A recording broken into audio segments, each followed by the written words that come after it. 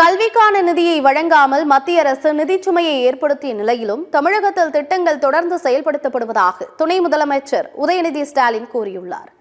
சென்னை நேரு ஸ்டேடியத்தில் ஆசிரியர் தேர்வு வாரியம் மூலம் தேர்வு செய்யப்பட்ட இடைநிலை ஆசிரியர்களுக்கு பணி நியமன ஆணைகளை துணை முதலமைச்சர் உதயநிதி ஸ்டாலின் வழங்கினார்.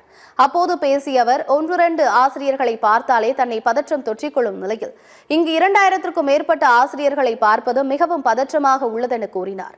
கல்விக்கான நிதியை வழங்காமல் மத்திய அரசு நிதிச்சுமையை ஏற்படுத்திய நிலையிலும் தமிழகத்தில் திட்டங்கள் தொடர்ந்து செயல்படுத்தப்படுவதாகவும் அவர் கூறினார்.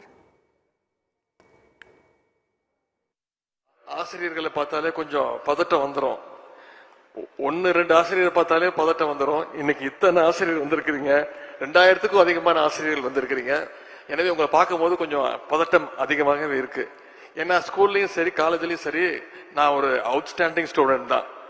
நான் அவுட்ஸ்டாண்டிங் ஸ்டூடெண்ட் என்னன்னு சொல்றேன்னு உங்களுக்கு கண்டிப்பா தெரிஞ்சிருக்கும் நான் நம்புறேன். இருந்தாலும் உங்களை எல்லாம் இன்றைக்கு ஒரே இடத்துல பார்க்கும்போது மிகவும் பெருமையாக இருக்கின்றது.